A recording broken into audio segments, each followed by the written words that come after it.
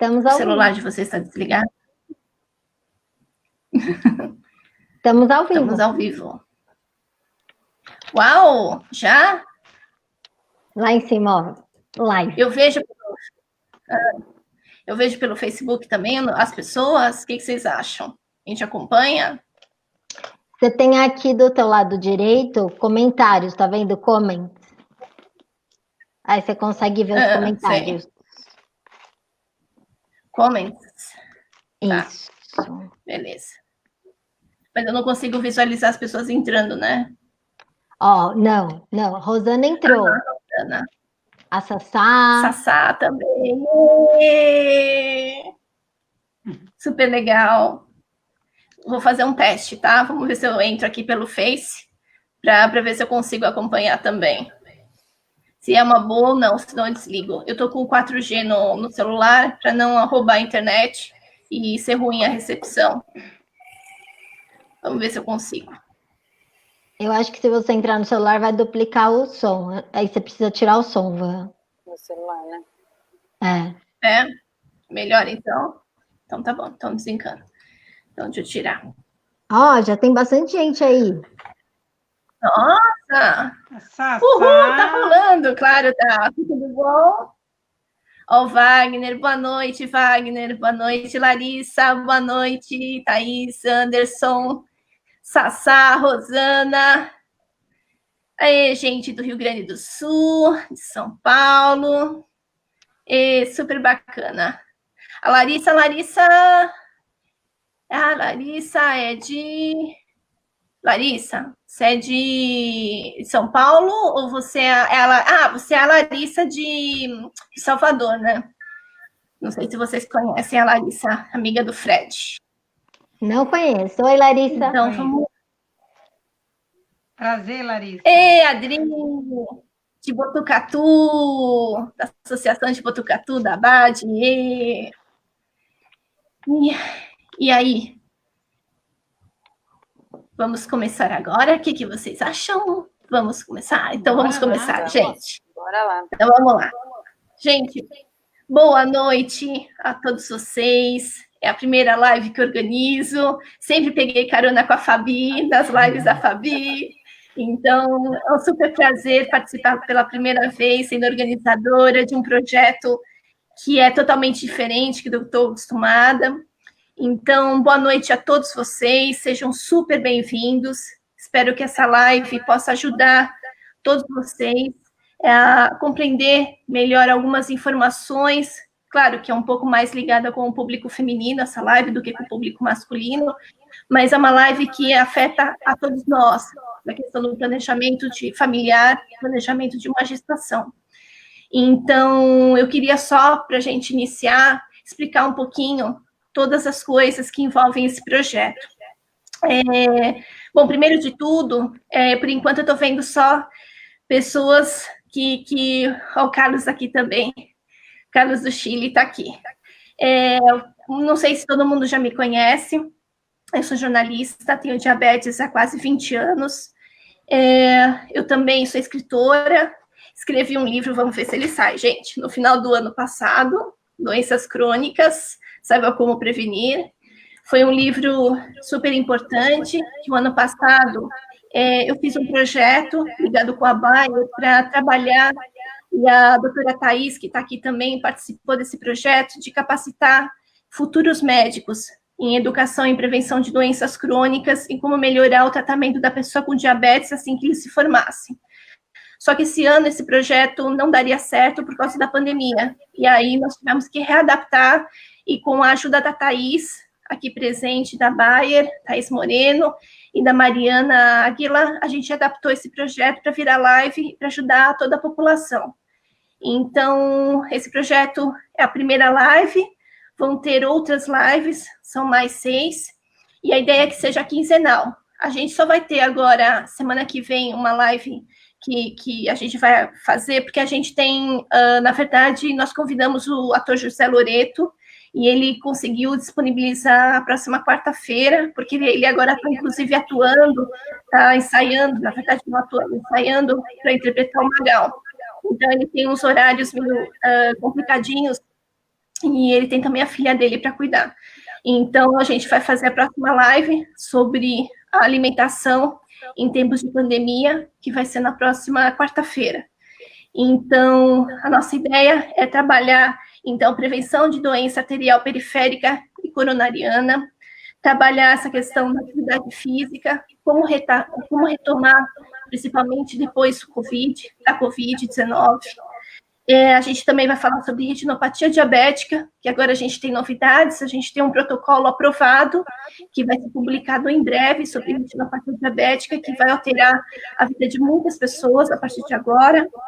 E a gente também vai falar sobre alimentação saudável, retinopatia, estratégias para adesão ao tratamento, e é uma coisa que a gente vai trazer também para essa live.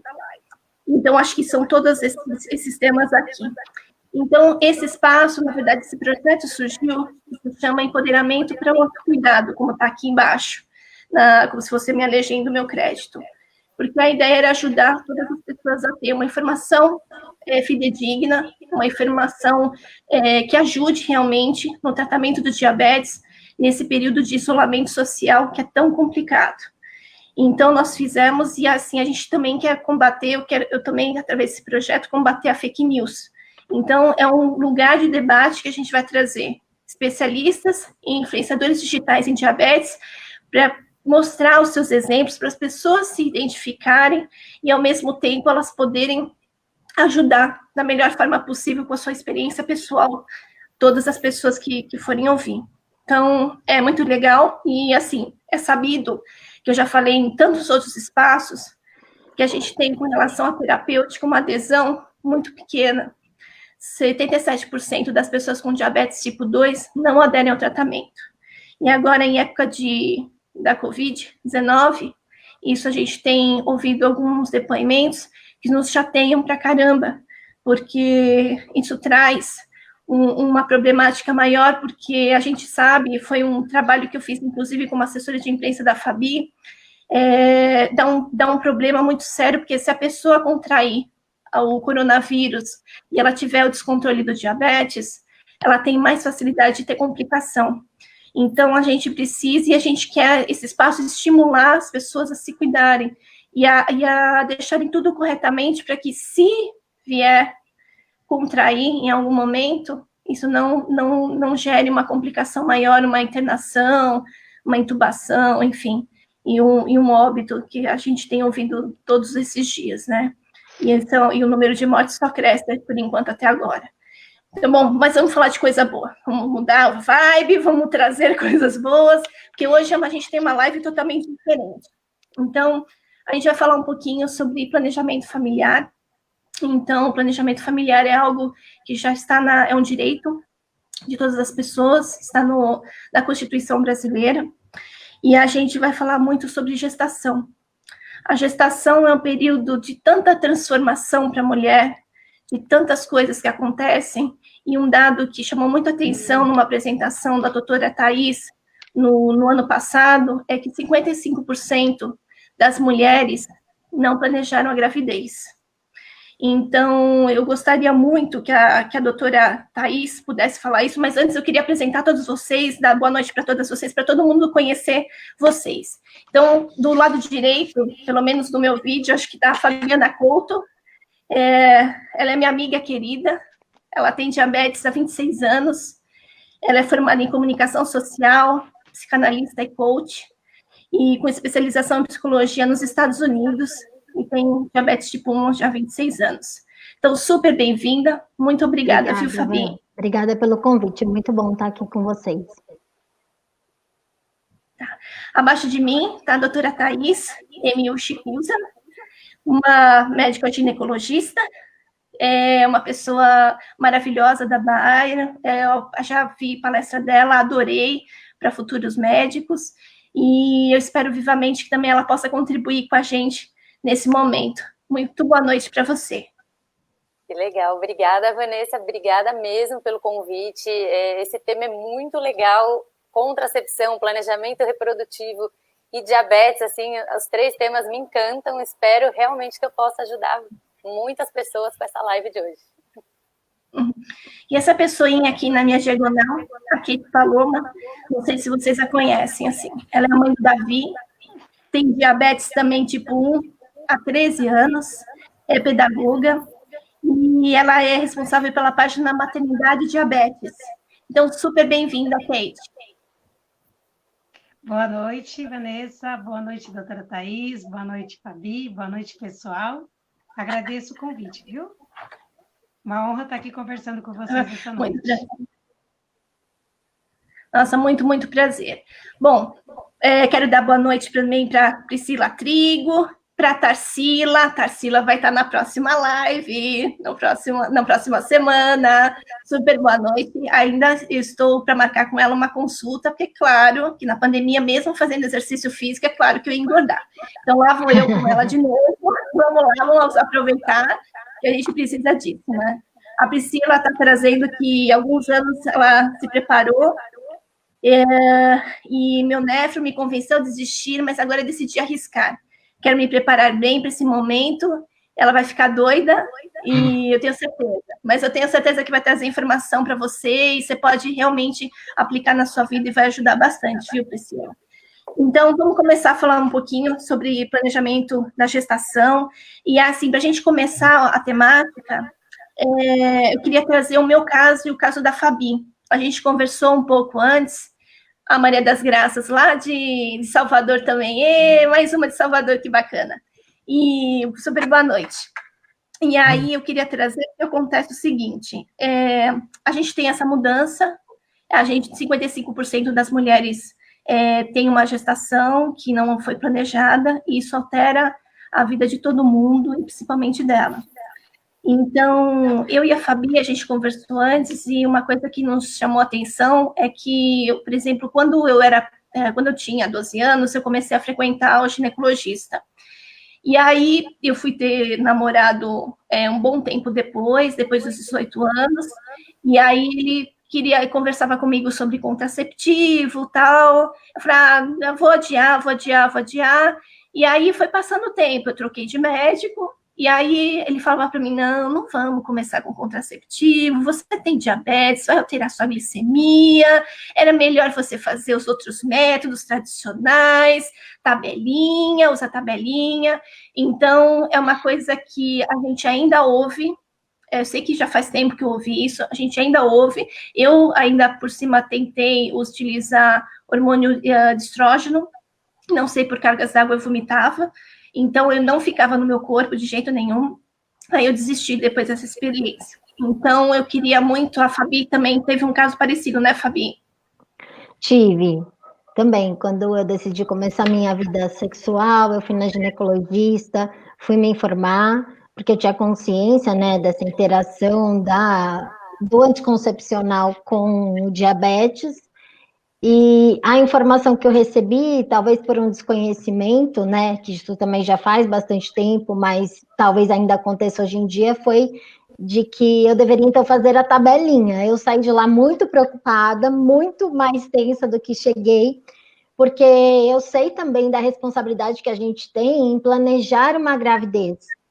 Acho que para todas as pessoas, mas em especial para quem tem diabetes. E aí depois procurei uma outra ginecologista que me orientou, e é interessante uma questão que seria bacana até ouvir da doutora Thaís, que assim, não é todo mundo que se adapta com uma forma de contraceptivo, né? Eu comecei na pílula e eu vi que eu sempre esquecia, aí me passaram uma outra opção do DIU. Então, eu acho que esse empoderamento de você fazer uma escolha que realmente atende suas necessidades, que você se sinta segura e que você sinta que você está no comando do seu corpo, como uma mulher e uma mulher que tem diabetes, eu acho que é fundamental, né? Então, essa também foi uma experiência, Van. A gente teve experiências parecidas. Então, eu queria que a Thaís pudesse responder para a gente, porque tem vários métodos, mas eu não entendo porque muitos ginecologistas ainda têm esse receio tão grande.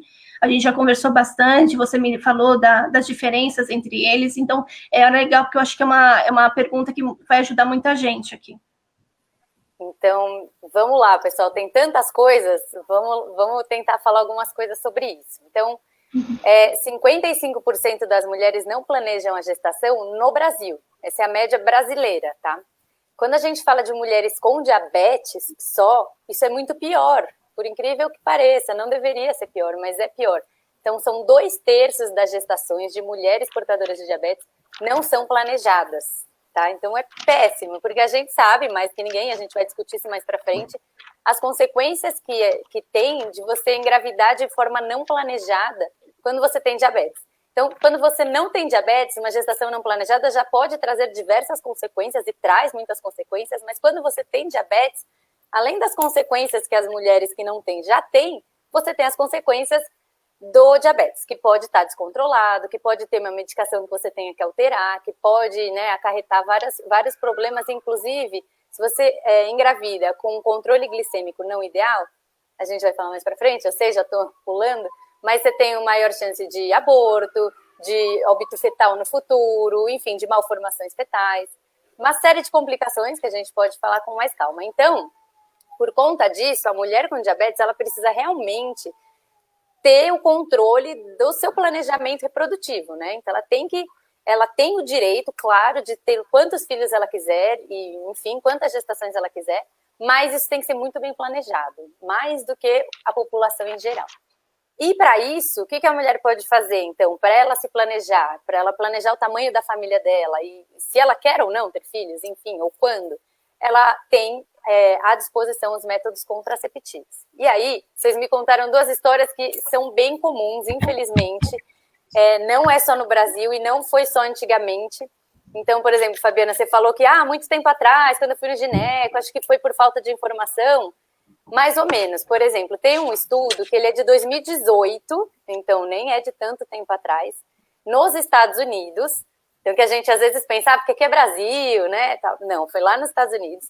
E o que eles perceberam? Que das meninas, adolescentes que tinham diabetes e que procuravam um serviço para diabetes, de acompanhamento, elas não recebiam aconselhamento da parte de contracepção. Então, elas não recebiam aconselhamento contraceptivo.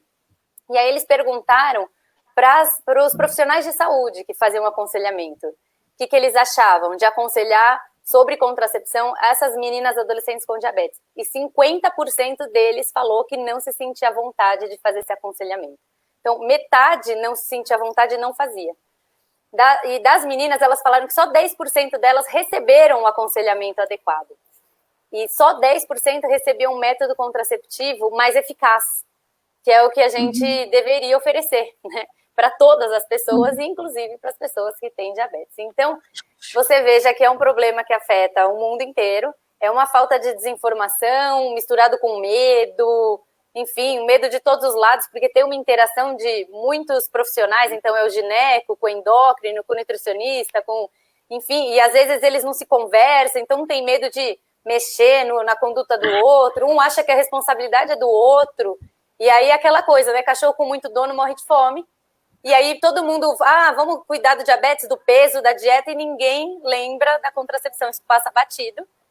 E aí, às vezes, ela tem uma gestação não planejada, e aí todo aquele trabalho, toda aquela coisa legal vai por água abaixo. Então, para vocês verem como é importante e relevante, e as pessoas não falam muito disso. O gineco, você vai em congressos de gineco, você não vê a gente falando muito disso. A gente fala, às vezes, do manejo da gestação, mas do preparo, né, do planejamento, a gente não fala muito.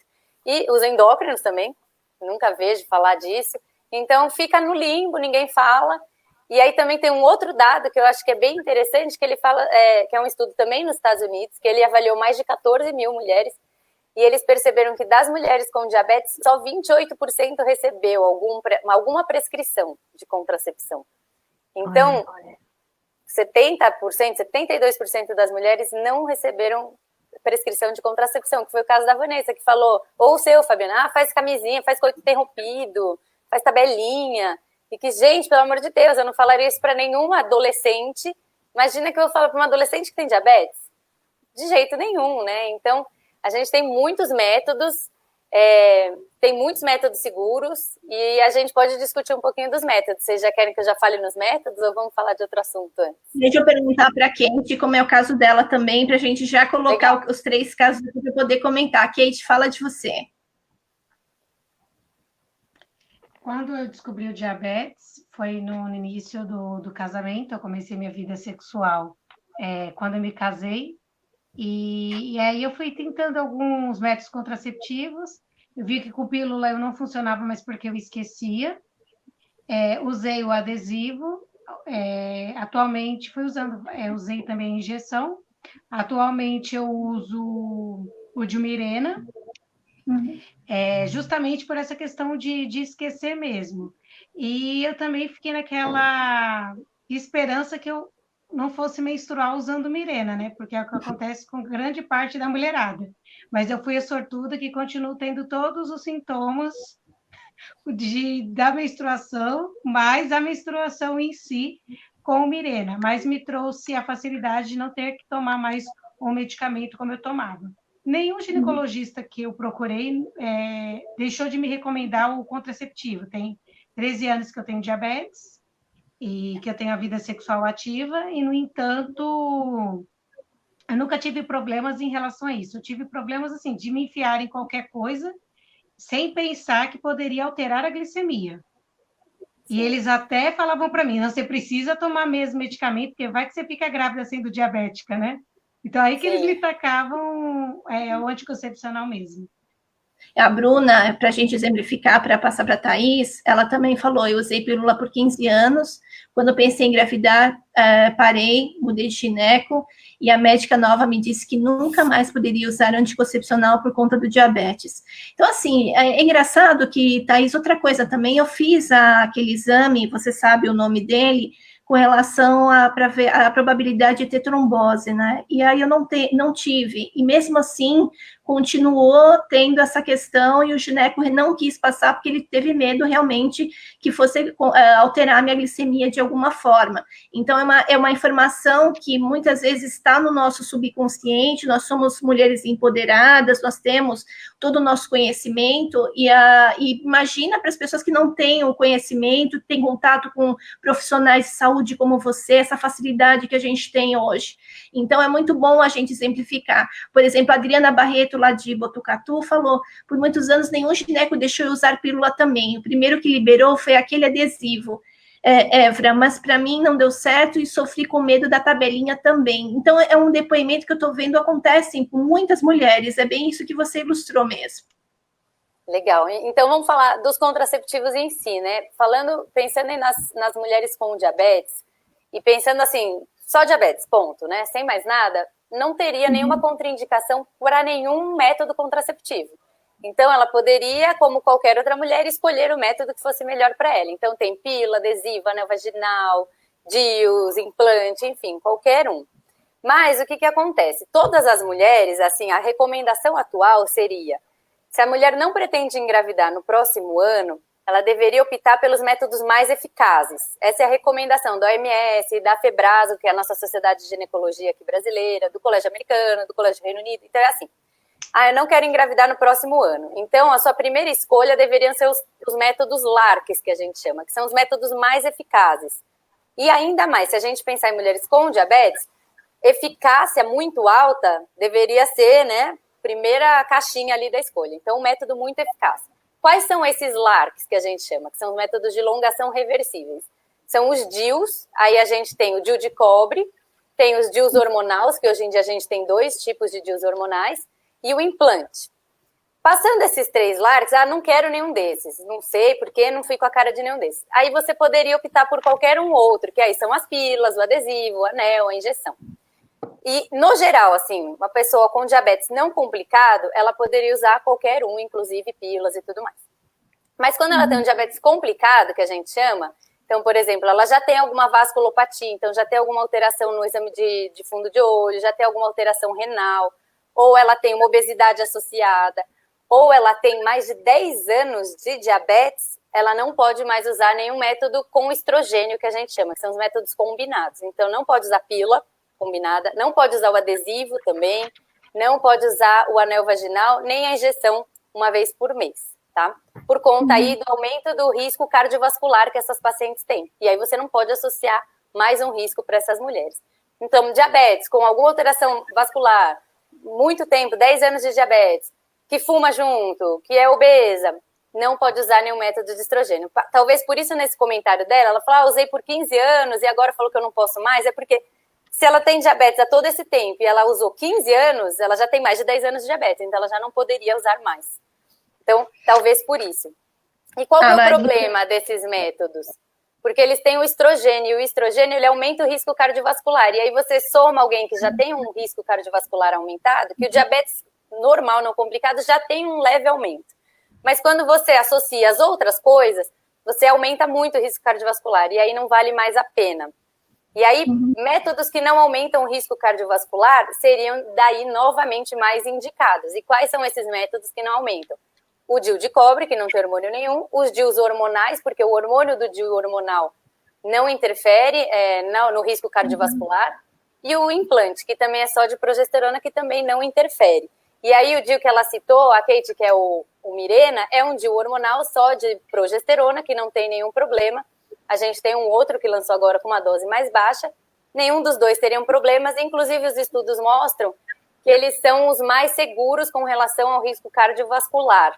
Então, são entre os mais eficazes, não aumentam o risco cardiovascular. Então, para mim, de cara, já deveriam pensar, qualquer mulher diabética já deveria pensar ali nos LARCs, que não vão aumentar o risco cardiovascular, que são mais eficazes, que duram por longos anos, enfim, que vão cumprir com todas as metas sem alterar em nenhum nível de glicemia, sem interagir com os medicamentos que você toma.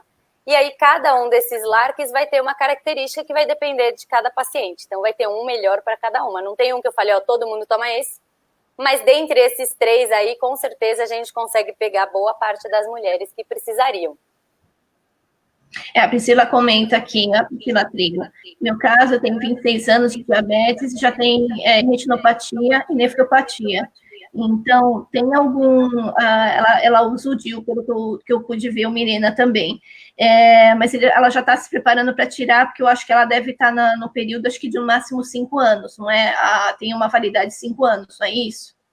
Isso. Então, os DIUs, a gente tem o DIU de cobre, que ele dura até 10 anos. O DIU de cobre, como diz o nome, ele tem cobre, ele não tem hormônio. E é muito bom, é muito eficaz. Qual que seria a desvantagem dele para algumas mulheres? Ele aumenta um pouco o sangramento. E aí, aumentando o sangramento, então, às vezes vem cólica junto, então tem gente que às vezes não tolera muito bem. E também tem algumas mulheres que às vezes têm anemia associada, e aí quando você aumenta esse sangramento, você piora a anemia delas, o que também não seria muito legal. Aí a gente tem os 2 DIUs hormonais, um deles é o Mirena, que é o mais conhecido, e que tem a dose mais alta, e a gente tem um com a dose mais baixa, que é muito similar ao Mirena, com a dose um pouquinho mais baixa. Também os 2 duram 5 anos, os 2 são muito eficazes. A liberação de hormônio deles é mais restrita ao útero, você absorve uma quantidade muito baixa, então geralmente tem poucos efeitos colaterais, né, associados à parte hormonal, não interfere na glicemia, também não interage com nenhum medicamento. E pelo mecanismo de ação, ele faz o contrário, ele reduz o fluxo menstrual e em algumas ele corta, não foi o caso da Kate aqui, mas algumas, em todas ele reduz o volume, mas algumas ele corta a menstruação por completo. Esses 2 DIUs hormonais são assim. E o implante que a gente tem, que a mulher coloca aqui embaixo do braço, aqui, e ele dura 3 anos, ele é só progesterona, ele age no organismo inteiro, então ele não costuma interagir com nenhum medicamento específico para diabetes, mas eventualmente vale a pena checar se tem algum medicamento que a paciente está tomando que não tem nenhuma interação. Mas no geral também funciona muito bem por 3 anos. Posso fazer uma pergunta? Claro. Não, isso está sendo uma aula, né? Eu tô vendo os comentários aqui também, um monte de gente falando que tem diabetes há não sei quanto tempo e não sabia. Eu não sabia, porque eu acho que quando a gente vai na ginecologista, ela mostra as opções, mas ela não explica o porquê. Sim. E a gente quer saber o porquê, porque é o nosso corpo, é a nossa escolha, né? Mas essa questão do DIU hormonal, com baixa dosagem de hormônio, mas hormonal e o não hormonal, então ele não tem muita diferença para essa pessoa que você falou que já tem um diabetes complicado?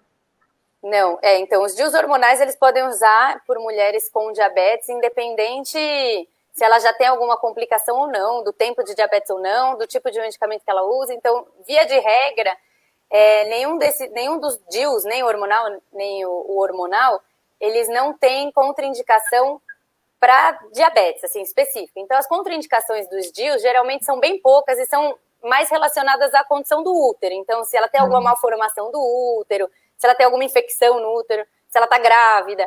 Mas tirando essas condições, assim, por diabetes em si, nada que você tenha do diabetes é uma contraindicação para os DIUs, nenhum deles. Legal.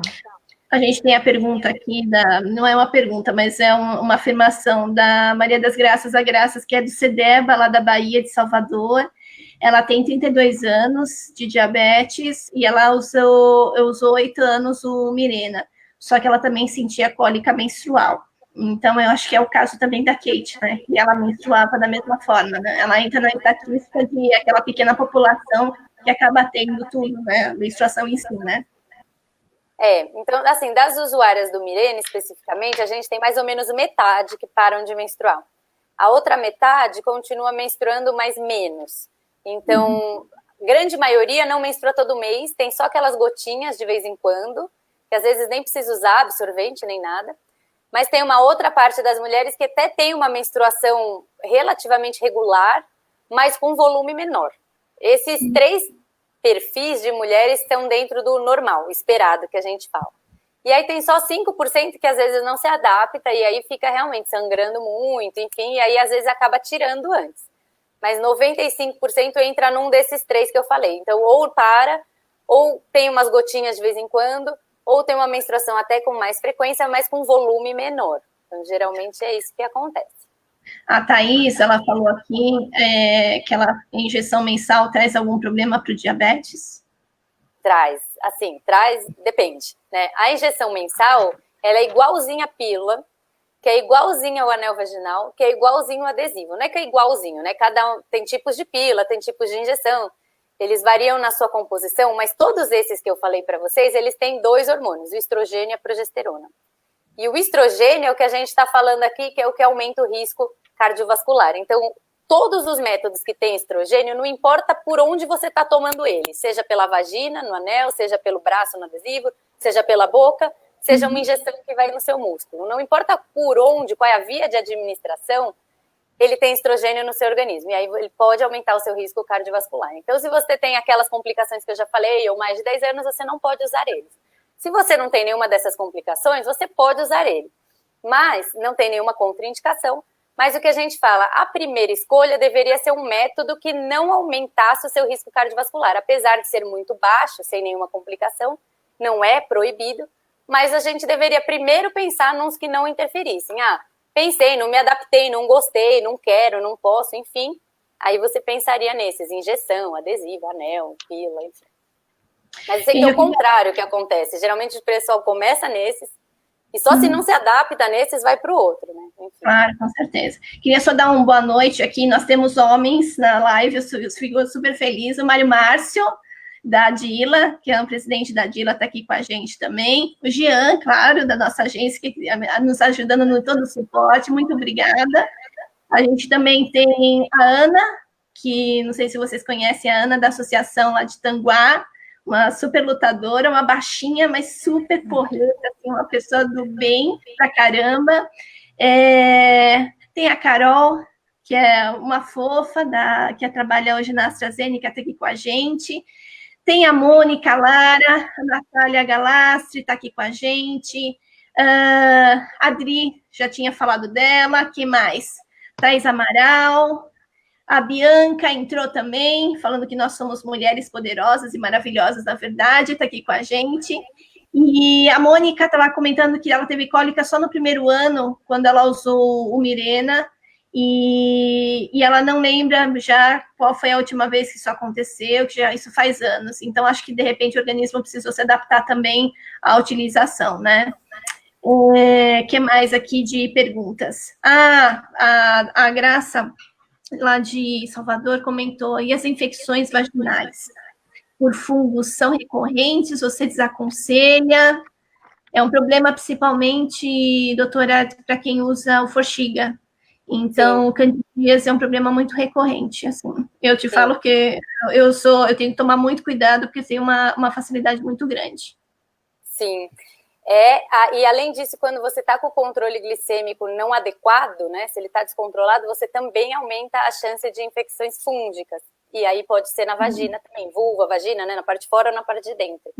E aí é muito chato, quem tem isso recorrente, você deve saber, o tratamento é muito chato. Porque assim, se você tem uma vez e trata, tudo bem, mas se é uma coisa, por uma alteração glicêmica, por um evento adverso de algum medicamento que você toma, enquanto você não muda isso, você fica tendo recorrência do quadro. E é um quadro muito chato, muito incômodo, né? Então, você tem que avaliar mesmo. Então, se é o controle glicêmico, tentar melhorar. Se é um evento adverso da medicação, eventualmente você vai ter que balançar, se tem alguma outra coisa. Dá pra gente fazer, às vezes, tratamento profilático, que é você tomando um remédio toda semana, independente de ter quadro ou não, para tentar evitar desse quadro reaparecer. Mas com relação à contracepção, nenhuma delas vai interferir na flora vaginal, especificamente. Então, não teria problema, se você tem esses quadros chatos de repetição, o método contraceptivo não vai interferir nesse. Então, às vezes, eles até mudam um pouquinho a flora na hora que você coloca, mesmo a pílula, na verdade, não é por ação do organismo, do hormônio em si, mas é pela sua própria alteração hormonal, que às vezes você altera um pouco a sua flora, mas não o suficiente para causar uma infecção. Então, sua infecção recorrente provavelmente vem ou do seu quadro clínico ou dos seus outros medicamentos. Então, o seu método contraceptivo não deve atrapalhar nesse sentido. O ano passado foi muito recorrente, porque eu tive que fazer uma operação, e aí eu não pude fazer absolutamente nada de exercício, eu tive que retirar 3 miomas, e aí eu precisei ficar 40 dias em repouso total. Então, assim, foi super complicado. E aí, até o organismo se adaptar, e eu comecei a usar, inclusive, remédio que aumentava a minha glicemia pra caramba, ele explodiu, então ajudou, eu cheguei a aumentar bastante, foi para 8 pontos a minha glicada, 8 pontos alguma coisa, e eu falei, nossa, muito tempo que eu não tinha uma glicemia tão alta, era 8,5, isso já estava começando a controlar quando eu voltei para a médica, assim, e aí foi muito recorrente, eu tive vários meses seguidos, eu fiz todo o tratamento com pomada, enfim, medicamento oral, mas foi uma coisa que pegou, então que bom saber, outra informação importante, que o contraceptivo não interfere nisso. Sim. Fico super feliz. A Sheila entrou aqui. A Sheila, que era vice-presidente da DILA até o ano passado, mas hoje ela é voluntária da DILA. Ela está na melhor fase anticonceptiva. Mas lembro que usava pílulas e nunca tive problemas. Eu acho que a Sheila deve estar entrando na menopausa, por isso que ela deve estar falando sobre isso. Acho, se eu não estiver errada. Por favor, se eu não estiver errada, não estou falando que é velha, pelo amor de Deus. Mas ela é um pouquinho mais velha que a gente. Então, eu acho que é por isso que ela está comentando dessa forma, hein? Né? Não sei. Vou aproveitar o seu gancho. Posso aproveitar o seu gancho da hemoglobina glicada, que você falou, de 8,5? Então, a gente falou muito de contracepção, né? De como evitar a gravidez. Mas eu acho que seria legal falar algumas coisas para aquelas que estão pensando em engravidar, né? Então, pensa, bom, eu tenho diabetes, tá? Evitei minha gravidez até agora, mas agora eu tô num momento legal, queria ter um bebê. Como é que eu faço? O que eu poderia fazer? Então, primeiro, procure o seu ginecologista antes de parar o seu método, óbvio. Ele vai recomendar para vocês algumas vitaminas, em especial o ácido fólico. O ácido fólico a gente já prescreve para todas as mulheres, de preferência até 3 meses antes dela engravidar. Mas as mulheres que têm diabetes podem ter um nível de ácido fólico até um pouco mais baixo. Então, às vezes, a gente dá uma dose um pouco mais alta de ácido fólico 3 meses antes dela começar a tentar engravidar. E, além disso, o ideal é você estar com um controle glicêmico super bom, com a hemoglobina glicada abaixo de 6,5. Você falou que a sua estava 8,5, estava péssima. Então, tem estudos mostrando que acima de 7,5, você aumenta muito o risco de malformação, especialmente malformação cardíaca do bebê, do feto.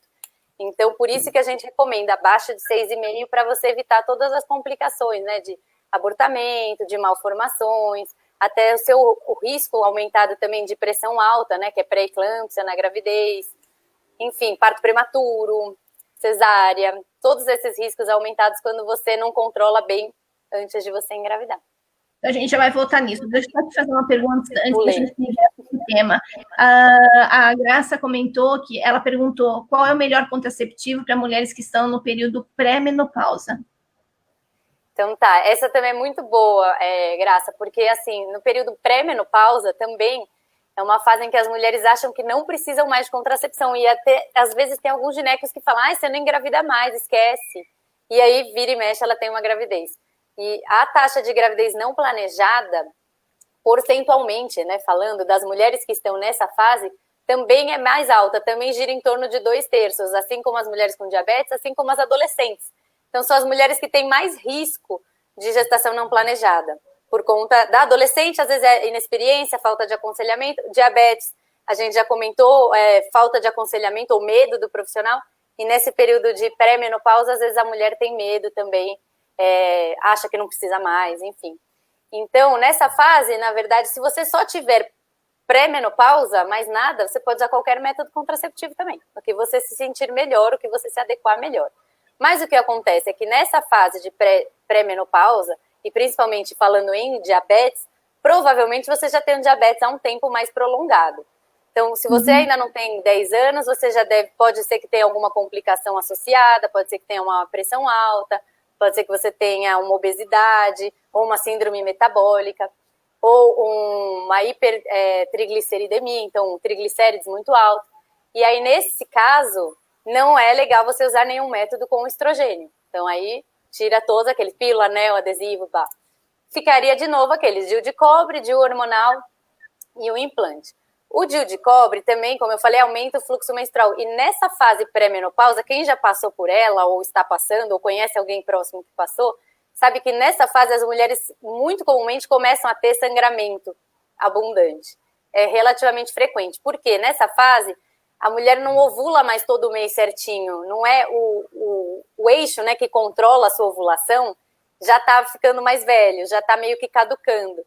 Então, tem horas que ele vai, tem horas que não funciona, tem horas que falha. E essa coisa de vai, não vai, causa um desequilíbrio hormonal que faz um sangramento irregular. Então, tem mulher que não sangra todo mês, e quando sangra, sangra muito. E aí, por esse sangramento irregular aumentado que acontece nessa fase, o DIU de cobre talvez não fosse tão legal também, porque ele vai aumentar e vai deixar mais irregular. Então, aí ficaríamos com os 2 métodos hormonais, o implante e o DIU hormonal. O implante não é tão utilizado, não é tão conhecido, ele tem poucas pessoas utilizando, mas é um método ok. E aí a gente tem os 2 DIUs hormonais, que além de reduzir o fluxo, vão ser muito eficazes e daí não tem nenhum problema com as comorbidades dessa época. E lembrar que dos DIUs hormonais, o Mirena, que vocês citaram aqui, ele tem também indicação para reposição hormonal na menopausa. Então, se de repente ela precisar, depois disso, continuar uma reposição hormonal, ela pode fazer essa transição com o Mirena.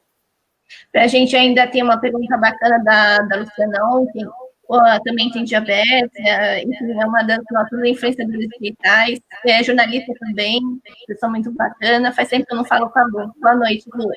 Ela perguntou se o controle glicêmico pode levar também à menorreia. Na verdade, se você deixar o controle glicêmico adequado, não, você não vai ter a menorreia, porque aí ele vai estar bem controlado e está tudo ok.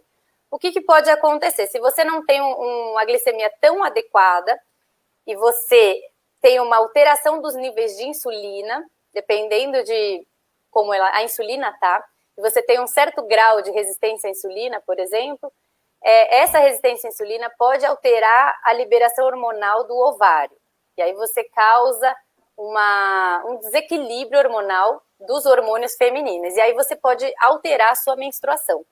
Pode tanto ficar irregular, então vir mais ou pular mês, quanto falhar de vez. E aí o que eu acho que é uma coisa importante a gente falar aqui. Uma coisa é eu parar de menstruar porque eu tomei uma medicação ou porque eu usei um DIU que me cortou a menstruação.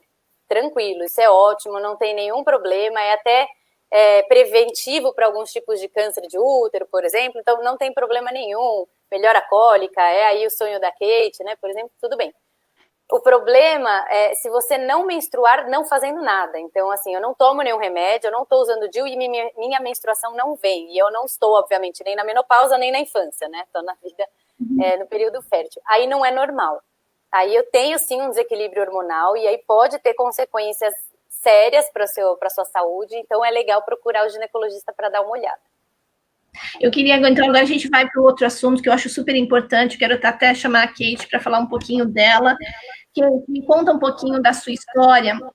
Então, o que aconteceu com você? Você teve uma gestação que foi interrompida, e aí depois você conseguiu planejar direitinho. Conta um pouquinho para a gente conseguir entrar e a gente voltar depois com a doutora Thais e falar um pouquinho com a Fá, a questão do impacto dos anseios da pessoa que tem diabetes e é gestante. Então, eu acho que é importante todos esses temas para a gente conseguir fechar hoje e depois eu volto para as perguntas aqui para a gente solucionar. Pode ser? Kate, fala de você, por favor. Então, aquele sonho da maternidade, a priori, eu nunca tive. E aí, quando eu me casei, eu comecei a usar os contraceptivos, como eu falei para vocês. E aí, na época, eu estava usando a injeção mensal. O que eu queria era algo que eu não tivesse que tomar diariamente, no caso, como a pílula, e eu me dei bem com a injeção. Na época, foi uma opção bacana. E aí, o que aconteceu? A gente sempre sabe que a gente não está 100% imune, mas a gente tem essa falsa esperança. Eu estava tomando já fazia mais de 5 anos, então eu achei que eu estava imune, era o dia de tomar, era um final de semana, eu falei, imagina, um mês só, mês seguinte eu tomo. E aí, eu engravidei, sem planejamento nenhum, eu estava com a hemoglobina glicada alterada, estava 8,3 na época, e aí eu levei aquele baque, aquele susto, né? Mas eu super curti, e a partir dali, eu costumo dizer que quando o beta-HCG positiva, que sobe 2 listrinhas ali no resultado, você já se sente mãe. E foi a partir dali que a minha vida mudou totalmente. Aí fui rever dosagem de insulina, ter um maior comprometimento com o tratamento, etc. e tal. E aí, eu tive o aborto com quase 4 meses, eu não lembro exatamente em semanas, porque a gente só lembra que são semanas depois que a gente fica grávida, né? Porque até então a gente só fala em meses. Minha amiga está de 4 meses, está com 5 meses. Dificilmente a gente já tem essa questão de semanas. Eu tive um aborto retido, na verdade estava tudo bem com o bebê, eu estava fazendo todo o acompanhamento. Numa sexta-feira eu fiz a ultrassonografia, estava tudo ok, a gente escutou o coraçãozinho, ele estava se desenvolvendo super bem. Na terça-feira, eu não sei te dizer, eu tive uma sensação estranha, e aí eu fiz o xixi, na hora de secar, eu percebi uma listrinha de sangue, aquilo me deixou meio alerta, mas sem cólica, sem nada. Eu resolvi, depois do trabalho, passar no pronto-socorro, com muita insistência, consegui que o obstetra pedisse uma ultrassom. E aí os batimentos cardíacos do bebê já não estavam mais lá. E aí eu precisei fazer uma curetagem, só que aí na época eu saí do hospital, porque eu não aceitava, demorou, tipo, eu nunca pensei em ser mãe, de repente veio, eu estava super curtindo, e agora eu não sou mais mãe, que história é essa? Eu voltei para casa e não queria fazer o procedimento, aí minha endocrinologista e conversou muito comigo, falou dos riscos de ter um feto morto, né, um óbito e tal, e aí eu voltei no outro dia e fiz a curetagem. Aí foi a partir daquele momento que eu falei, não, eu quero ser mãe. Eu achei isso sensacional e eu quero me planejar. Aí eu fui vendo a necessidade do planejamento e rever as dosagens da insulina basal, da contagem de carboidrato, do fator de sensibilidade. Eu, como me comprometi, a glicada baixou legal. 5 meses depois eu fiquei grávida do Davi, que foi uma gestação também um pouco complicada, embora eu tivesse uma equipe multidisciplinar muito bacana. Eu tive enfermeiro, tive nutricionista, tive endócrino, eu tive uma equipe muito bacana me ajudando todo o período. Mas outras coisas foram aparecendo aí no decorrer da gestação.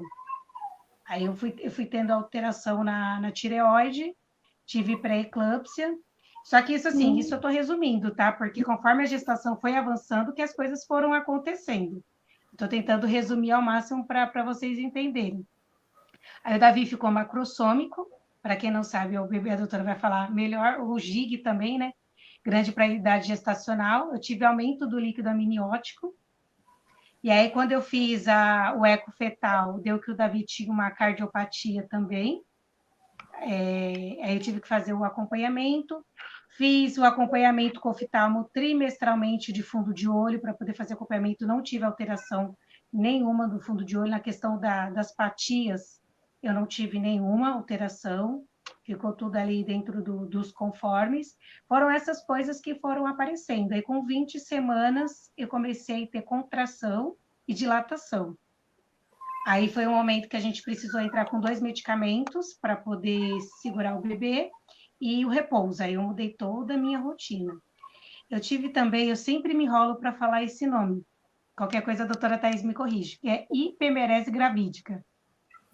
E aí eu vomitava. Como? Hiperemese. Hiperemese. Eu sempre enrolo. Aí fala tudo junto, hiperemese.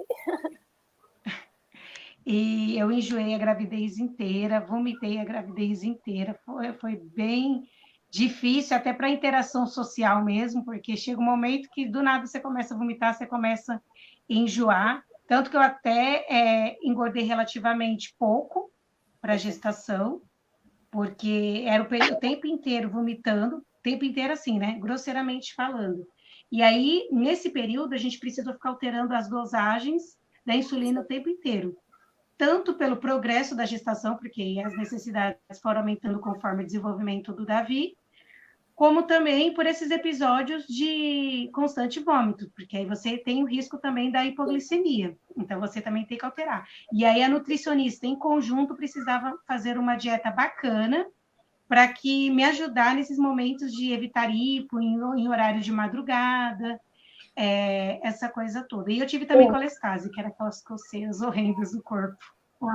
Kate, então, assim, para a gente conseguir até falar um pouquinho do planejamento da sua gravidez, a doutora entrar para falar sobre isso.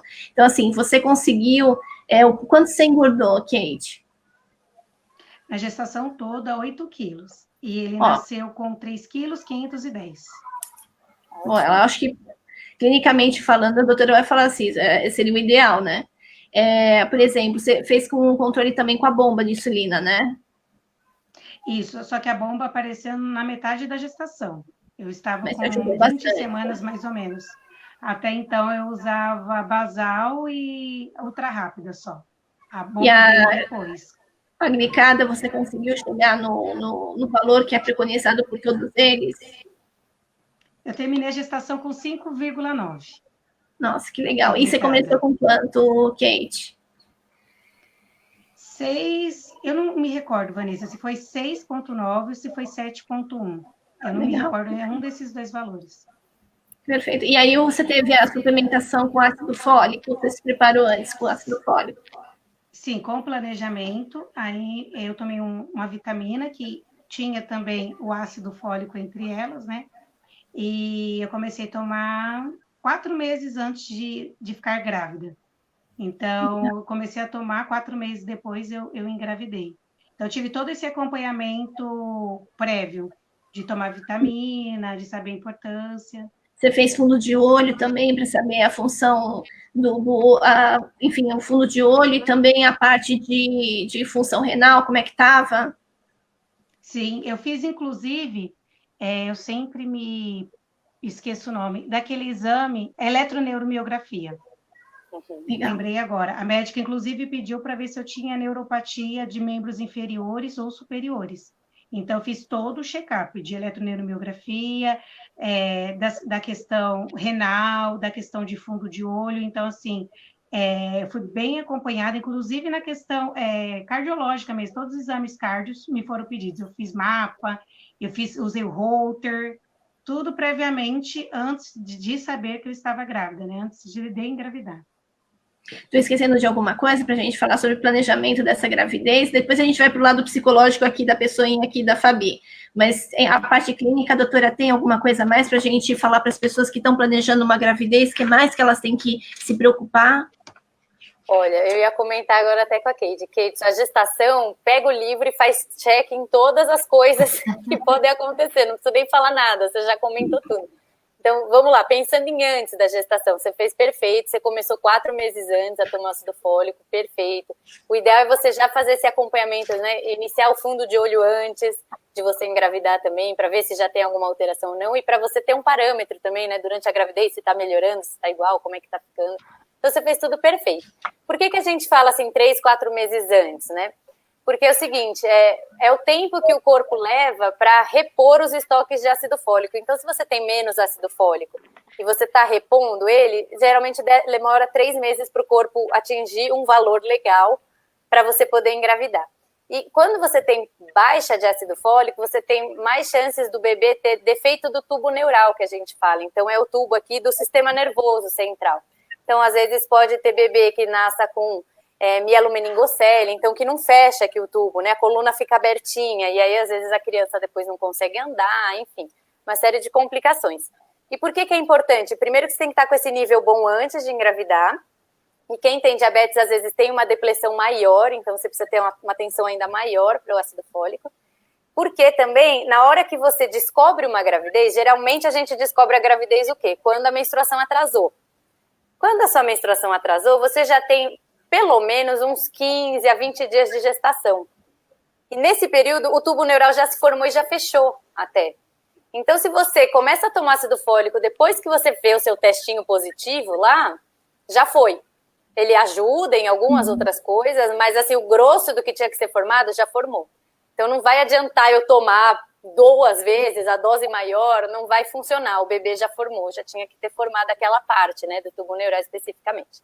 Aí falando da glicemia, você vê que você tem de novo aquela coisa de livro que eu falei para você, que quando a hemoglobina glicada, nos estudos que a gente viu, né, tá acima de 6,5, a gente preconiza abaixo de 6,5. Mas tem estudo que mostrou que acima de 7, você aumenta muito a chance de malformação cardíaca. E a sua, você falou que estava ou 6,9 ou 7,1. 7. Então, ela não estava dentro do ideal. Tudo bem, eu sei que é difícil, às vezes, a gente conseguir. E tudo bem, né? Tá tudo bem. Mas, assim, aí você tem um aumento, uma chance maior de ter alterações cardíacas no bebê. Então, você tem até, quem tem mais de 7, até 10% das gestações podem ter alguma coisa. Isso é mais que o dobro da população normal que não tem diabetes. Então, aí você me contou que você descobriu na eco fetal que o Davi tinha uma cardiopatia, né, alguma alteração cardiológica. Então, pode ser advindo daí, dessa glicemia que não estava dentro, hemoglobina glicada que não estava abaixo aí dos 6,5 que a gente falou.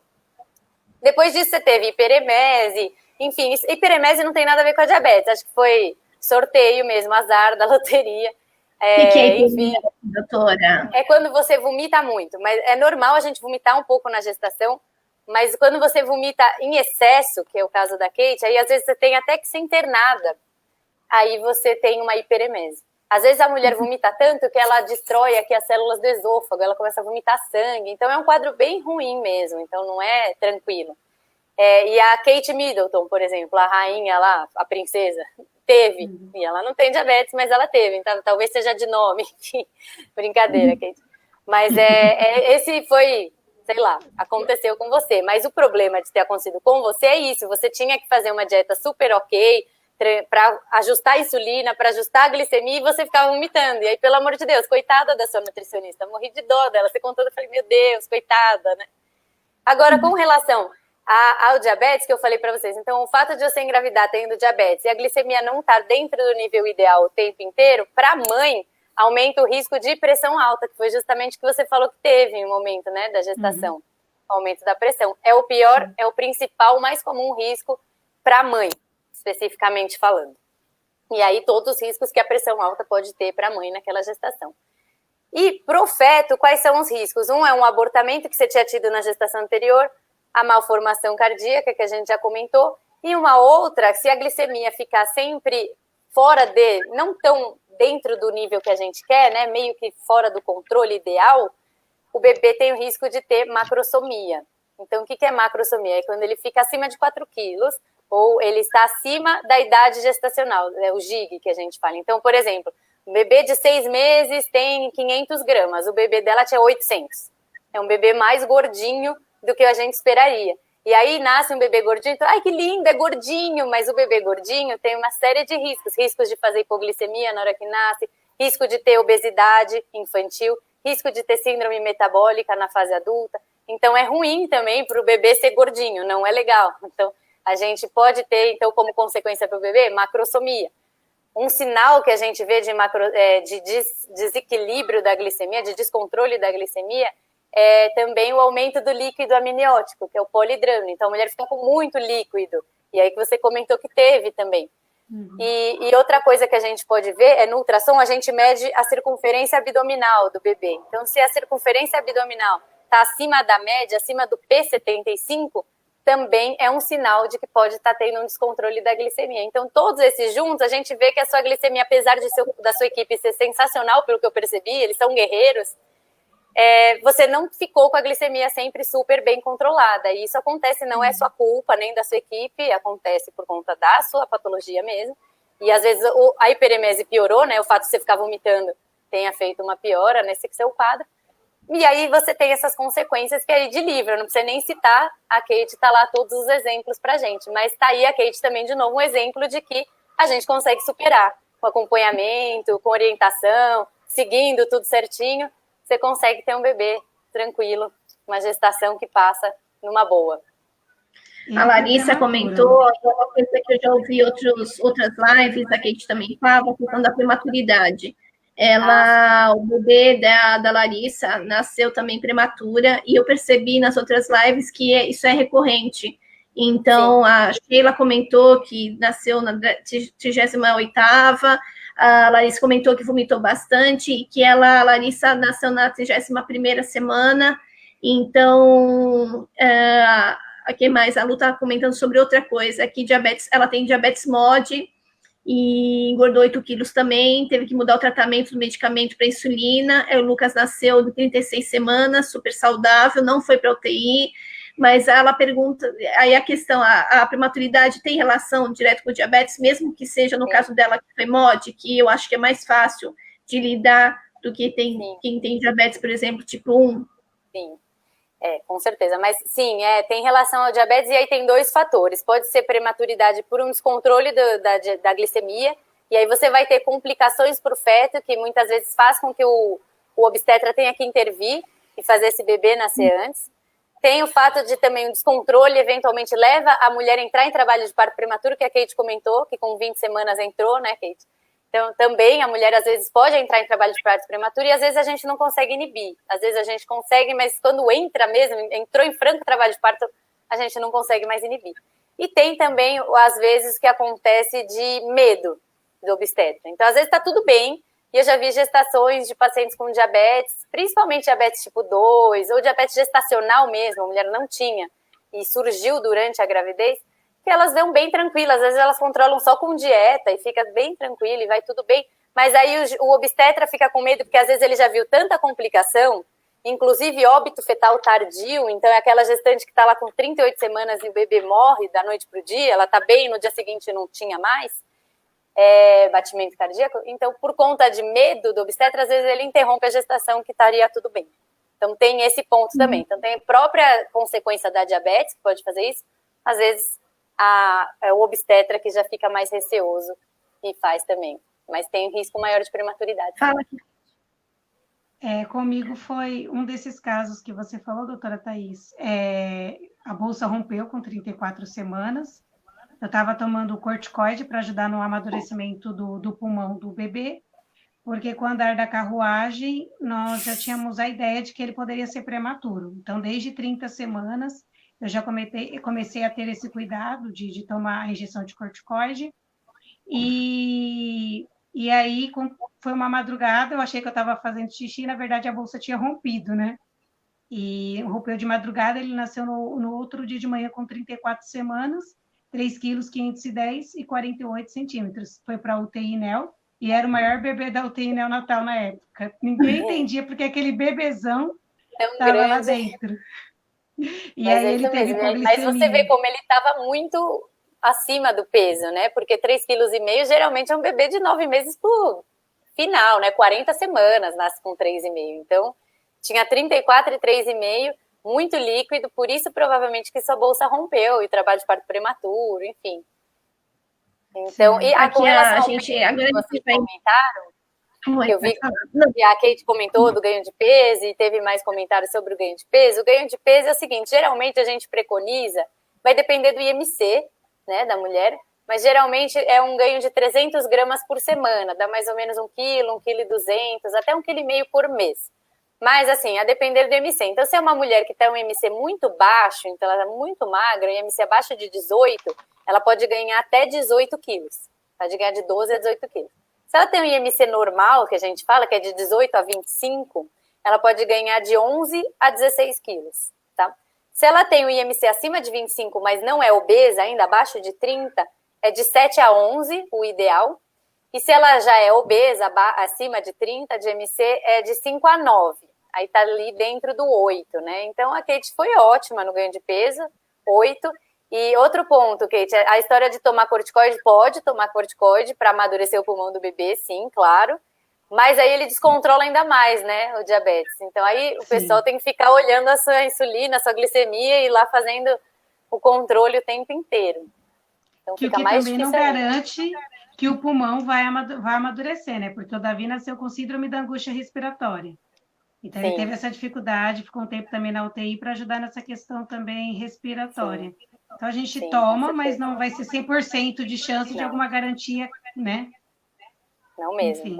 Na medicina nada vai ser 100%, viu? O dia que alguém falar 100%, foge, que tá errado. Sim. O assunto que é do parto é super importante aqui, a gente até desmistificar a questão da grávida não poder fazer o parto normal quem tem diabetes. E aqui a gente tem um depoimento da minha querida amiga Fernanda Laranjeira, que ela tá amando, tá aqui com a gente, ela tem 32 anos de diabetes tipo 1, tem 2 filhos, o João e a Sofia, conheço os dois. E na minha adolescência eu ouvia os médicos e pesquisadores recomendarem que a mulher com DM1 deveria engravidar antes de completar 15 anos de doença. Então eu ouvi também, gente. Graças a Deus isso caiu por terra. Na gravidez do meu primeiro filho, antes das recomendações do Ministério da Saúde e da ANS, o meu obstetra não aceitou um parto normal. Afirmou que não era recomendado e ela frisa que é mentira isso. É isso mesmo, Fernanda. Na verdade, a mulher por parto da mulher com diabetes, ela tem a mesma indicação de qualquer mulher. Então, vai depender da condição, né? Da condição do bebê, da condição da mãe. Então, por exemplo, se ela tem, que nem eu falei, uma gestação com diabetes, mas assim, tá tudo tranquilo, ela não tem nenhuma complicação, o feto não tem nenhum sinal de desbalanço, de descontrole, então ele tá peso adequado, líquido adequado, os controles de ultrassom estão bem, vitalidade fetal está bem, a mulher está bem também, não tem por que não fazer parto normal, não tem cabimento. E aí, mesmo que ela tenha alguns sintomas, algumas alterações, então tem um líquido aumentado, uma pressão levemente aumentada, mas fora isso está tudo bem também, pode fazer um parto normal também, sem problemas. Agora, aí, então as indicações vão ser obstétricas normais, assim como qualquer gestação, independente de ter diabetes ou não. Cheguei lá, o bebê é grande demais, não vai passar. Eu tô com uma pressão descontrolada, eu convulsionei por pressão, tenho sinais de sofrimento fetal, aí tudo bem, eu vou fazer uma cesárea, independente de ter diabetes ou não. Então, a via de parto a gente fala que é indicação obstétrica. Na hora, ele vai ver se tem alguma coisa que impeça o parto normal, mas se não, via de regra, pode ser parto normal, tranquilamente. E aí as pessoas estão falando dela, da Charlize também, tá mandando as informações. Um beijão, Charlize, você entrou, que eu fico super feliz de você estar aqui com a gente. A Larissa, o bebê dela nasceu com 1,290 kg de prematuro, da 31ª semana, lembra que eu comentei? E aí ela comentou aqui. A Maria das Graças, ela perguntou para a Kate se ela teve hipoglicemia pós-nascimento. Que é normal, né? Eu e o bebê tivemos, né? Mas, na verdade, isso se deu muitas horas depois do parto. Eu estava ali sob controle, quando o Davi nasceu, eu estava com 110, mais ou menos, de glicemia. A gente estava monitorando, eu estava com a bomba o tempo inteiro. E aí, depois, como eu continuei tomando a mesma quantidade de insulina que eu estava tomando na gestação, e lembrando que nas últimas semanas de gestação, né, a doutora pode até falar com mais propriedade, em alguns casos, a quantidade de insulina basal aumenta, né, para a questão do desenvolvimento do bebê. O que aconteceu? Eu continuei tomando a mesma quantidade, eu não me ative a isso. E a minha equipe também não, porque, na verdade, foi tudo tão rápido, parto prematuro, essas coisas, ninguém estava esperando o bebê para aquele momento. Então, eu continuei tomando a mesma quantidade de basal. Aí eu tive hipoglicemia por causa disso, porque a minha basal necessitava ser revista, uma vez que eu já não tinha mais o bebê dentro de mim, né? E o bebê também teve hipoglicemia. Isso mesmo. A Luciana está comentando aqui, já imaginou se a pessoa não tem acesso a esse tratamento multidisciplinar? O quanto é difícil ter uma gestação que você fique mais segura? Muito difícil mesmo. Kate, com relação a isso, depois do parto, até 24 horas depois, geralmente os níveis de glicemia baixam muito da mãe. Porque saiu a placenta, que secreta um monte de hormônio, que aumenta a resistência à insulina, né? E sai o feto, que consumia também, né? A sua glicemia, a sua insulina, enfim. Então, é bem rápido mesmo a mudança dos valores de glicemia na mulher. Então, o que geralmente a gente recomenda? Vai controlando no parto, tentar deixar os níveis entre 70 e 120 durante o parto. Bebê nasceu, tira tudo, deixa só com soro glicosado, bem baixinho, 5 a 10%, e controlando de hora em hora. E aí você ajusta de novo. Então, tipo, esquece tudo, vamos começar do zero. Geralmente é assim. Legal. A Sheila comentou essa questão do bebê nascer grande, que o filho dela, a primeira nasceu com 4.200 e o outro com 4.400. Então, de duas cesáreas. Então, na época, realmente, ela deve ter sido recomendada pelo médico fazer cesárea. Mas, enfim, é uma coisa que a Lu, a irmã, não sei se é irmão ou irmão dela, nasceu com 4.640. Então, bastante, né? Foi de parto normal, conseguiu de parto normal. Então, para vocês verem que isso, eu acho que é recorrente, né? O meu sobrinho nasceu com 4.100, se eu não me engano. E a minha cunhada não tem diabetes, assim. E acabou porque ele estava super mega inchado, assim. Depois de umas 2, 3 semanas, a gente percebeu que ele desinchou, assim. Mas ela tem que se cuidar para não ter diabetes. Isso que eu ia falar. A sua cunhada tem um risco aumentado para desenvolver diabetes tipo 2 para frente. Esse fato desse bebê ter sido maior, independente dela ter tido diabetes gestacional ou não. Ela já tem um risco maior. Vamos falar um pouquinho da parte psicológica também, que eu acho que é super importante. Então, a gente falou dos cuidados, do planejamento dessa gravidez, mas eu acho que era legal a gente falar também dos sentimentos. Eu acho que existe, eu não sou mãe, eu tenho 2 sobrinhos lindos que eu adoro, eu sou uma tia presente na vida deles, mas, inclusive, o meu sobrinho mais novo nasceu aqui, praticamente, na minha casa, veio do hospital para cá, eles moraram um tempo aqui comigo até o apartamento ficar pronto. E aí, nesses 8 meses, eu estava presente boa parte do tempo, então, fofura, assim, eu vi o desenvolvimento dele aqui com a gente. E eu acho que existe nas grávidas, e é uma coisa que pega bastante na gente, a questão da insegurança, a questão do diabetes bem controlado, a questão, eu sou preparada ou não para isso, porque nós somos ótimas profissionais, mas muitas vezes quando a gente muda e a gente vai para um outro lado, que é para trabalhar com essa questão de ter um filho, tudo muda. Então, o corpo da mulher muda e a gente tem que trabalhar todas essas ansiedades, essas inseguranças, esses anseios. E aí, a questão é como lidar com tudo isso, né, Fá? Antes até de comentar, eu queria saber da Kate, como que foi? Você viveu primeiro um aborto, né? E aí, 5 meses depois, você engravidou e passou por tantas intercorrências durante a gravidez. Como que ficou o seu emocional? Na verdade, a primeira gestação, eu quis viver um luto, né? As pessoas julgam e falam assim, mas pelo menos o bebê não nasceu, pelo menos não tinha 2, 3 anos de idade, onde você tinha o contato. De fato, eu não tinha sonhado com aquela gestação, me planejado para ela, mas a partir do momento que eu me senti mãe, eu estava super curtindo. Então, assim, foi muito doloroso. Faltavam 2 dias para o Dia das Mães. Eu também tenho essa questão de comemoração, a família já tinha feito alguma coisa para mim, para comemorar, então eu estava bem, bem mexida com isso também. Só que me fortaleceu, eu quis viver o luto, eu peguei a licença do trabalho, fiquei enclausurada, sofri, chorei tudo que tinha para chorar, e aí depois disso foi o up para eu falar assim, eu não vou poder mudar essa situação, mas o que eu posso fazer a partir de agora?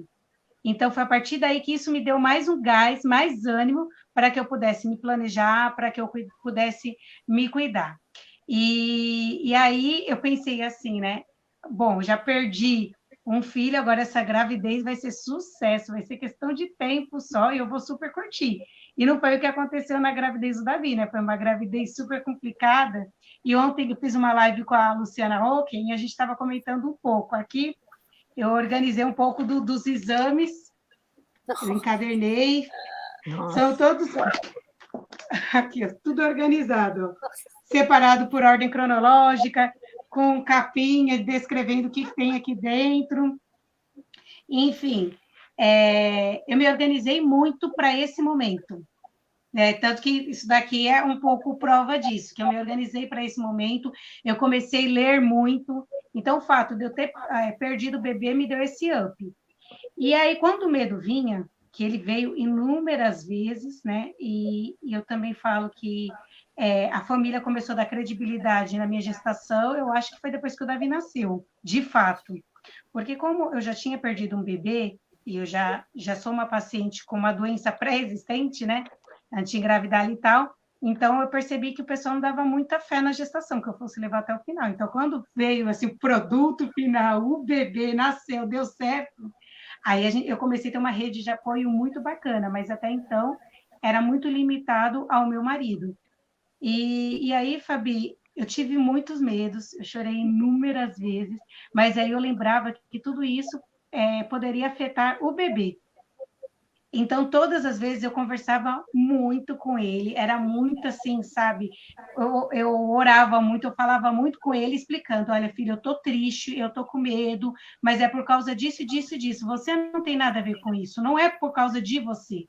Entendeu? Então, eu fui desenvolvendo... Você sabe que isso que você fez tem um nome, né? Tem um nome, psicoembriologia, o que você fez. É uma ciência já estudada, é uma vertente da psicanálise, que estabelece esse vínculo emocional, psicoafetivo com o bebê, e é uma comunicação muito legal você trazer isso, porque foi muito intuitivo, mas geralmente a mãe, ela tem essa tendência a se comunicar com o bebê na barriga, né? A falar com ele e tal, mas não é uma comunicação qualquer, a psicoembriologia, é uma comunicação intencional. Então, principalmente, como você falou, em momentos de angústia, de medo, ou você bateu o carro e você ficou muito estressada, ou você teve uma briga com seu marido, você falar para o seu bebê que não tem nada a ver com ele.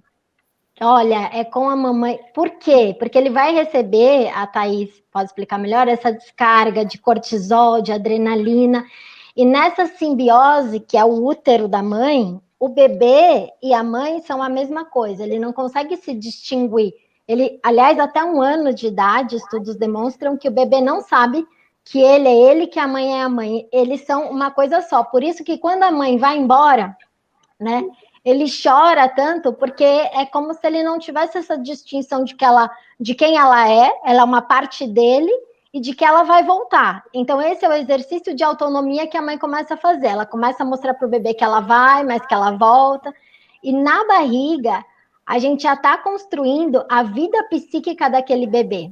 Então, é muito legal o que você falou, porque a gente não tem como parar as emoções. Mas é aquela velha história, a gente não tem como parar as ondas, mas a gente tem como aprender a surfar. Então, muitas mães falam: ai, mas o meu bebê vai receber tudo que eu sinto, então agora eu não posso mais ficar estressada, eu não posso mais ficar ansiosa. É impossível. Até a Luciana Hucken falou: medão, você acaba unindo o medão da gravidez de ser mãe, de uma primeira gestação, uma segunda, uma terceira, enfim. A Thaís é mãe também, né, Thaís? Com o medo da gravidez com diabetes. Então, já existe essa insegurança de qualquer mãe, de qualquer gestante, né, de gestar um bebê, porque ele é totalmente dependente dela. Então, é como assim, qualquer ação que eu faça vai afetar esse bebê. E aí bate, muitas vezes, uma hiperglicemia. Vem o quê? Vem uma culpa.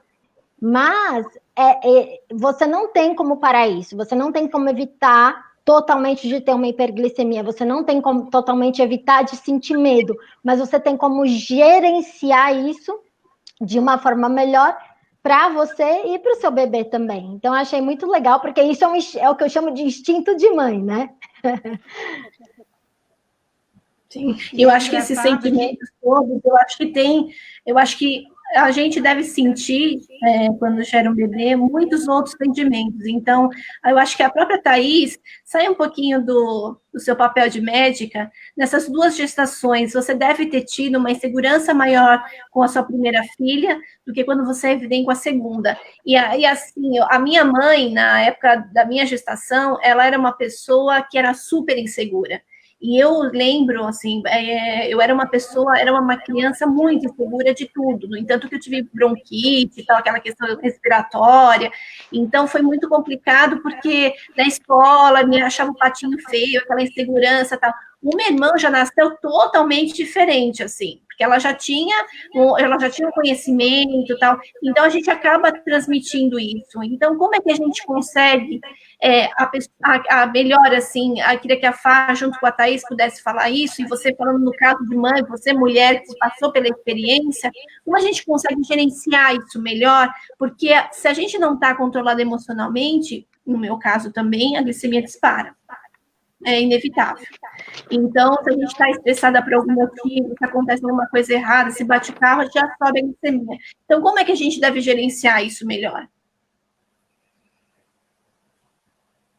É para mim ou para... Pode ir, Fabiana. Pode ir você. Não, fala você como mãe, como mulher. Mãe, Tá bom, então vamos lá. É que eu adorei ouvir a Fabiana, porque a gente, como médica, a gente fica só pensando na glicemia, no controle, nos exames, e às vezes a gente não consegue nem dar tempo, nem atenção para essa parte, né? Psicanálise, da psicologia, que eu acho muito legal, muito interessante. Eu como mãe, eu tenho 2 meninas, uma de 4 e uma de 2, eu não tenho diabetes, mas, assim, todas as mães já morrem de medo de tudo, passa milhares de coisas na cabeça. Aí, para mim, como sou gineco, passava milhares de coisas assim. Será que eu vou abortar? Será que eu não vou? Será que o exame vai estar normal? Então, eu pensava muitas complicações da gravidez em si. Então, para mim, a gravidez, acho que foi até pior do que quando nasceu. Quando nasceu, eu falava, tá bom, agora eu tiro de letra, tá fora da barriga, agora eu me viro. Mas eu acho que eu fui um pouco atípica nesse sentido. Eu acho que eu tive até um pouco mais de receio na segunda gestação do que na primeira. Porque na segunda eu já estava um pouquinho mais velha, nem tanto, mas eu já tinha passado dos 35, eu estava com 35 ou 36, não me lembro. Então eu já tinha passado dos 35, que já aumenta um pouquinho o risco. E eu já tinha pensado, putz, já tive tanta sorte da primeira ter sido tão certinho, deu tudo certo, parto normal, sem nenhuma intercorrência. Quais são as chances de eu ter outra, tudo certinho de novo? Então eu ficava com medo meio médico aí, eu acho. Então eu tinha mais medo, porque eu falava, já sou mais velha, já tive uma certa, minhas chances estão se afunilando. Mas deu tudo certo com as 2. Então, Fá, as inseguranças são inerentes. A mulher grávida vai ter essas inseguranças, esses medos. Mas eu tenho um dado aqui legal, que tem tudo a ver com o tema da nossa live, que vem de um estudo que se chama Compreendendo o Significado da Gestação para Grávidas Diabéticas. Então, é um estudo bem psicoemotivo, né, em relação a essa etapa da vida. E as grávidas que foram entrevistadas, foram 52 grávidas que tinham diabetes, elas demonstram que as grávidas que, na verdade, tiveram planejamento da gravidez, elas sentiram menos instabilidade emocional, elas se sentiram mais seguras, elas se sentiram mais capazes de lidar com as situações adversas do que as mulheres que não tiveram planejamento da gravidez. Então, o planejamento, ele não é só positivo em relação à questão clínica, ele é positivo também em relação à questão psíquica. Então, eu achei muito interessante demonstrar que as 2 coisas andam junto, né? Porque a mulher que planeja, eles falam também, ela sente que ela está mais no controle das coisas, de uma situação que muitas vezes demonstra, você se sente fora do controle, porque são muitas novidades, muitas possibilidades, né? Uma das coisas que eu li que as mulheres mais se preocupam, tendo diabetes ou não, é de perder o bebê, de ter um aborto. Então, eu acho que, assim, nesse momento, o quanto mais de segurança, informação de qualidade, segurança, confiança e parceria você tiver, melhor. E isso tanto do seu time de saúde, quanto o seu parceiro, então ter uma comunicação realmente efetiva, aberta, clara, sobre o que você está sentindo, o que você está passando, o que você precisa, né? Ter aquela pessoa como seu parceiro. A Kate falou que o restante da família não foi tão parceira, porque talvez não quisesse se envolver tanto com medo da perda, né? Mas o seu marido foi. O parceiro é muito importante nesse bem-estar psíquico da mulher. E tem essa questão também de você ter um time que você confia. E aí eu estava falando antes da live, eu estava falando com a Adriana Barreto, que ela está grávida, ela tem DM1, e eu perguntei para ela sobre as questões emocionais que ela está vivendo. E ela falou que ela fez o planejamento e que nesse planejamento ela se sentiu muito insegura porque ela foi em 2 médicos ginecologistas, obstetras, que passaram para ela a impressão de que eles não queriam assumir a responsabilidade por medo, talvez por uma inexperiência com gestantes diabéticas.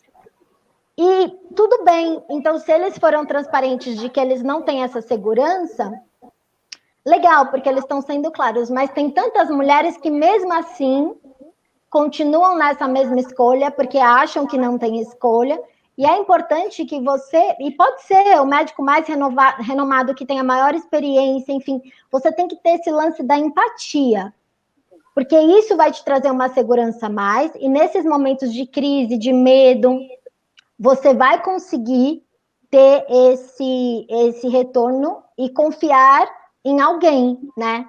Então, eu acho que são algumas pecinhas aí desse quebra-cabeça, família, equipe multidisciplinar, e também uma coisa que a Kate faz, que eu acho que é fantástico, e que a gente está fazendo aqui hoje, que é essa troca com outras mulheres que têm histórias reais, que envolveu uma série de dificuldades como a da Kate, mas que superaram, mostrando que é possível.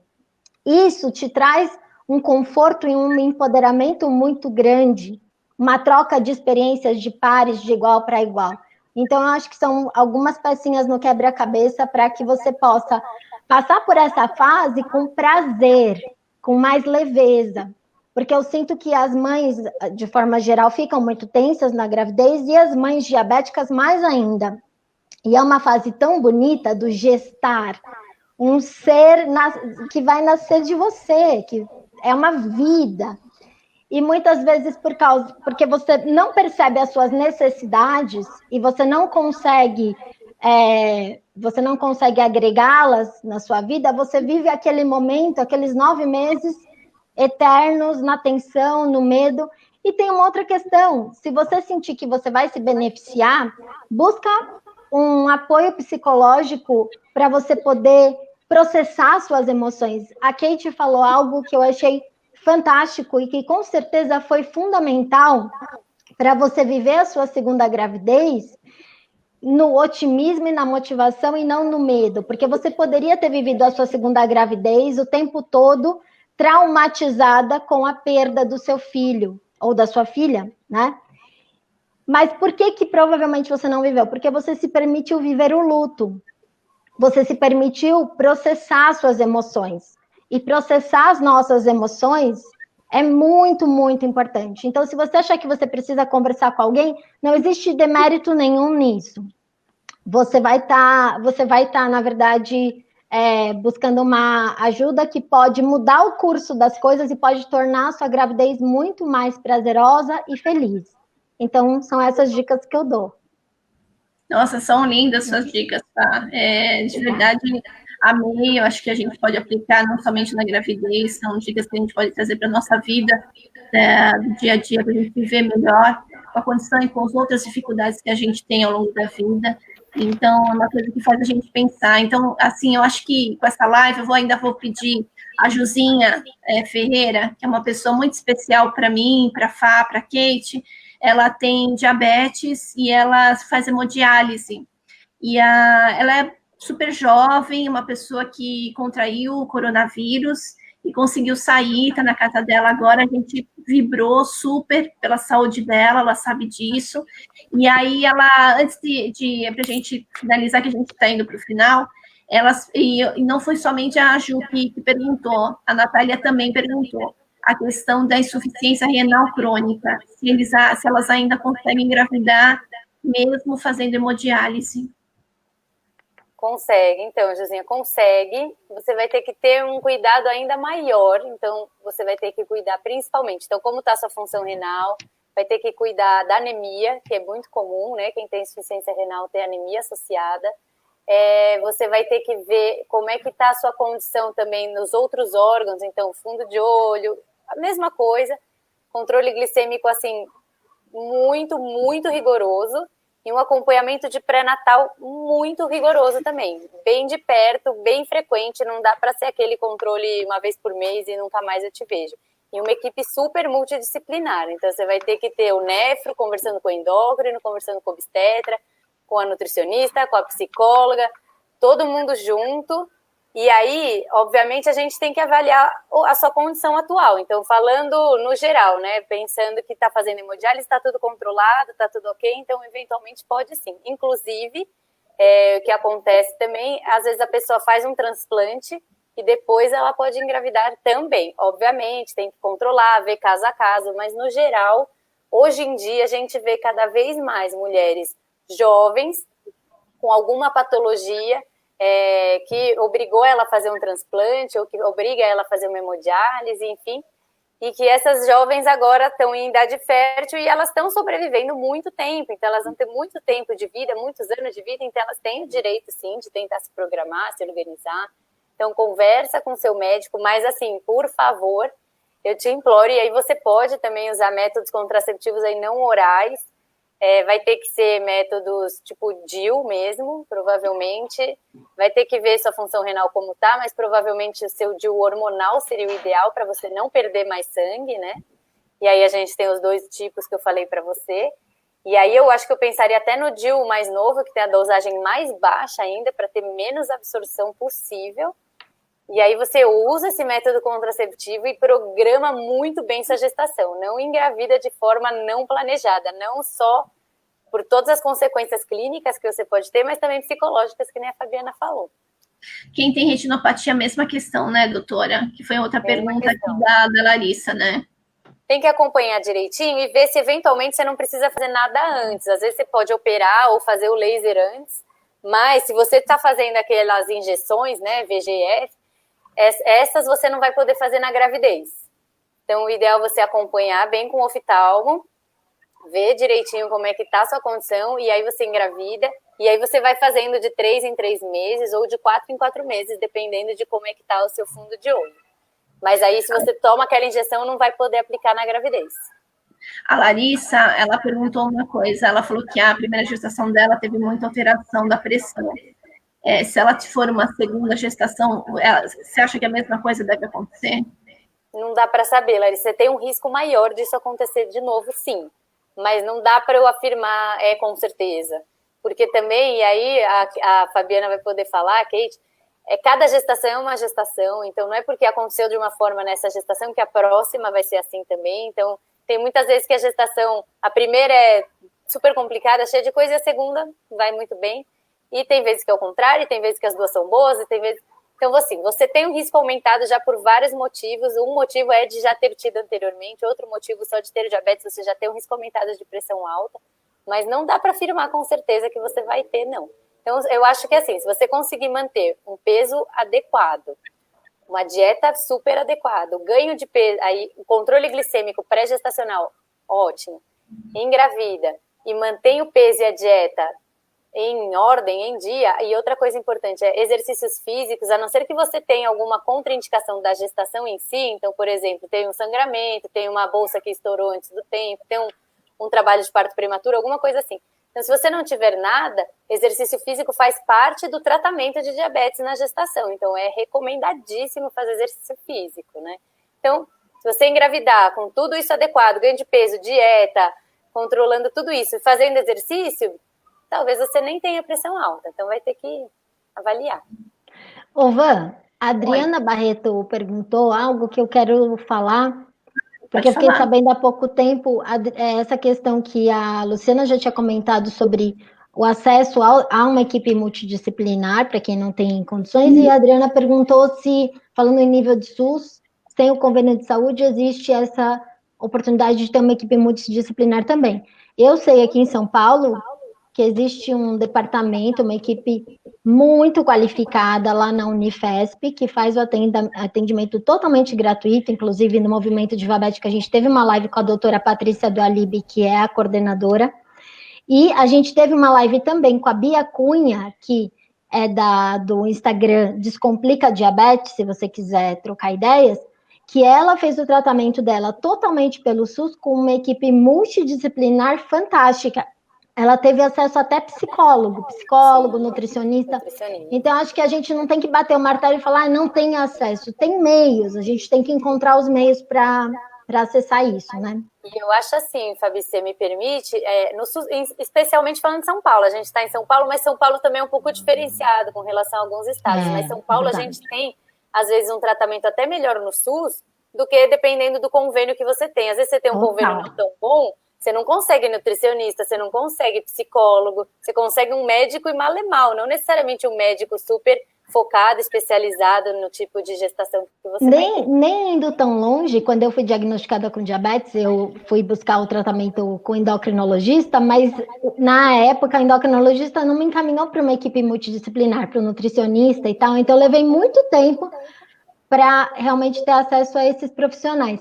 E aí minha mãe falou que recentemente uma amiga dela, a filha dela teve o diagnóstico e foi fazer o tratamento através da Unifesp e ela já recebeu o tratamento na hora, assim, multidisciplinar. Então, é relativo, não dá para generalizar, mas é possível, né? Sim. E esses serviços escolas, eles são muito assim, eles já têm todo mundo junto. E eu trabalhei muito em postinho de saúde, postinho comum, não ligado a faculdades, eu trabalhei em faculdades, e aí faculdades são outro mundo, Unifesp, USP, enfim, você tem um atendimento super bom. Mas sem ser ligada à faculdade, no postinho, eu tinha a psicóloga, a nutricionista, a enfermeira, elas sentavam todas do meu lado, então eu saía, chamava todo mundo, a gente... No meu consultório, não, no meu consultório eu sou sozinha, então às vezes é até pior, né? Fala, Kate. Eu também tive, lá no blog, nós colhemos depoimentos de mulheres com diabetes que se tornaram mães, então a gente tem bastante. E algumas coisas, só retomando algumas coisas, que realmente, grande parte, não se planejaram, e a gente começa a perceber também que elas têm medo, vê a idade passando, vê que não consegue controlar e fala, eu vou tentar e seja o que Deus quiser. E aí, essa insegurança que a Fabi comentou, que o planejamento também dá uma certa segurança, eu noto que é bem verdade, porque grande parte dessas mulheres com que eu conversava, eu notei isso, que elas eram mais inseguras, algumas tinham crise de pânico, de insônia, porque não se planejaram, ou porque aconteceu alguma coisa e realmente não teve planejamento, ou porque resolveram engravidar de qualquer forma. E falando do sistema público, tem a Unifesp também, que eu conheço várias pessoas, o HC também, tem uma equipe muito bacana, como você disse, os hospitais e escolas, mas assim, eu conheci uma pessoa, que eu gosto sempre de falar essa história, que era do sertão, e na época, isso que fazem uns 5 anos, ela tinha acesso na internet da Lan House no centro. Então, ela vinha de charrete uma vez por semana, e aí ela consultava uma ou 2 horas na Lan House. Então, toda a informação que ela tinha era da internet. E, inclusive, o médico que tratava não tinha muito acesso também. E aí foi essa troca com outras pessoas, não que as pessoas fizeram clínica médica com elas, nada disso, mas de levantar algumas questões que ela levava para o médico, e o médico começou a pesquisar, começou a ver também. Então, assim, nem sempre isso vai ser possível, mas eu acho que essa questão de hoje nós temos acesso às informações de forma mais fácil, não que todas as informações sejam seguras e sejam verdadeiras, né? A gente também tem esse lado, e essa interação, essa rede de apoio fortalece muito, porque ela não estava num ambiente que favorecia, o médico também não tinha todas as informações, mas essa troca foi com que ajudou e a fez chegar até o final da gestação. E era um sertãozinho mesmo. Até hoje nós conversamos, eu acho uma história muito bacana para ser dita, porque a gente está em São Paulo, como você bem disse, mas tem pessoas que estão muito aqui, que nem tá tendo a oportunidade de ver essa live, né? Sim. Então, eu acho que assim, eu fiquei super feliz com essa live. Tem umas 2 ou 3 perguntas, doutora, que depois eu queria mandar para você, se você puder responder, que aí eu encaminho para as pessoas, que eu conheço todas as pessoas, tá? Se você puder responder, super te agradeço. Mas essa live, nossa, foi maravilhosa. Eu acho que a gente tem como mensagem que realmente a gestação é algo muito transformador na vida de uma mulher. É algo que precisa ser bem pensado, bem planejado para dar super certo. Eu conheço mulheres que não planejaram, que têm diabetes, que conseguiram, na verdade, só no 3º, 4º mês, ter noção que que estavam grávidas, e mesmo assim deu tudo certo, mas a gente não pode brincar. É a vida de um outro ser, de um ser indefeso, um ser inocente que a gente está colocando no mundo, que a gente tem responsabilidade por isso e por ele, e a gente quer sempre dar o melhor para que ele cresça, que ele se desenvolva, que ele seja uma pessoa melhor, que ele possa contribuir para uma sociedade melhor, mais justa. Eu acho que é algo que a gente sempre pensa, eu penso isso sempre para os meus sobrinhos, e eu acho que é algo que eu estou ajudando a eles para que eles cresçam pensando nisso, como é que eles podem ajudar as outras pessoas. Então, eu acho que se a gente puder fazer a nossa parte, pensar no dia a dia, como a gente pode construir um mundo melhor, um mundo mais humano, eu acho que a gente pode também olhar para o outro, porque a mulher deixa de olhar só para ela, para olhar para o outro, então é um outro foco. Então, quando a gente olha para uma outra pessoa e transborda quando nasce essa criança, vem um amor contido nela, um carinho, que é algo que você não consegue nem explicar, mas é algo que te traz uma felicidade imensa, e toda aquela questão dos choros, de limpar o bumbum do bebê toda hora, e que é um esforço, e a Kate que passou pelos desafios todos que ela passou para conseguir, com a questão do aborto, depois veio a gestação do Davi, os problemas que ela enfrentou, é só a gente perguntar para ela, valeu a pena, Kate? Faria tudo de novo. Olá. Sem sombra de dúvidas. Então, assim, é algo que, se a gente tem consciência e do nosso papel com esse ser, eu acho que a gente consegue trazer um mundo melhor. A Fá conseguiu trazer toda essa questão do lado emocional, do lado psíquico, que é tão importante. Então, realmente, ter uma gestação não é fácil. Então, hoje, eu olho muitas vezes para trás, sabe, Thaís? Eu vejo assim, a gente tem hoje a facilidade de ter acesso a tantas tecnologias bacanas para a gente cuidar da saúde, para a gente ter um corpo bacana, no sentido de se cuidar na saúde, não a parte estética. Estou falando da saúde mesmo. Por que a gente não consegue também transportar isso para uma criança e conseguir, e não delegar, que muitos pais fazem, delegar para a escola para ela cuidar? Eu acho que essa pandemia também trouxe de um certo modo para os pais terem que ficar com os filhos dentro de casa, e aí tendo que ensinar eles realmente com as aulas online, que é tanto difícil, que você sabe, você passa por isso, que a Kate deve também passar. Então, assim, é um esforço imenso, mas eu acho que para muitas famílias trouxe não só o lado negativo, trouxe o lado positivo, juntou mais. A gente conseguiu olhar para o outro, a necessidade do outro com mais facilidade, já que não são vidas paralelas, acabaram todo mundo junto, no mesmo espaço. Então, assim, a pandemia é ruim, a gente conseguiu... Eu não viajo mais, vocês sabem que eu amo viajar, eu vou para tudo quanto é lugar. Foi muito ruim desse lado, sim, mas, de certo modo, para muita gente foi muito positivo. Tem casal, claro, que se separou, a gente sabe o que aconteceu na China, muitos divórcios depois de tudo isso, mas a gente também tem um lado positivo.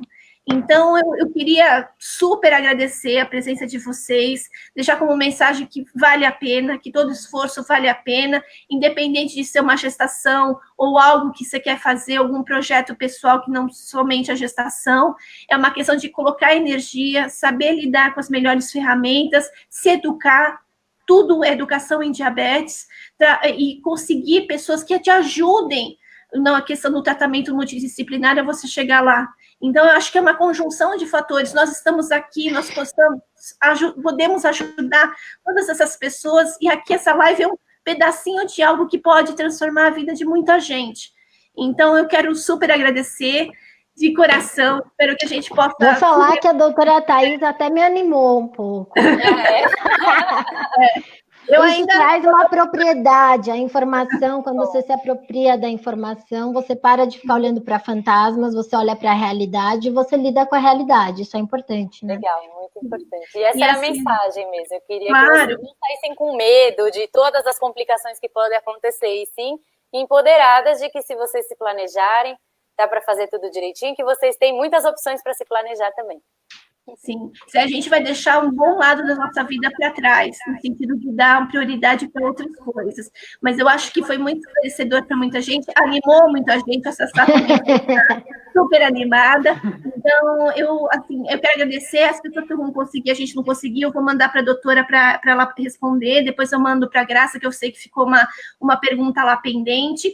E eu queria agradecer imensamente a todos vocês de novo, a Bayer por ajudar nesse projeto lindo, a ficar também, a chamar vocês para a próxima live, do dia 17, às 18 horas, vai ser sobre alimentação na época da pandemia, com a Tarsila, com a Bia Libonati, minhas amigas queridas, e o José Loreto, o ator que tanto já fez tantos outros papéis, se declarou com diabetes para todos os meios de comunicação, isso facilita bastante para as pessoas se identificarem com ele.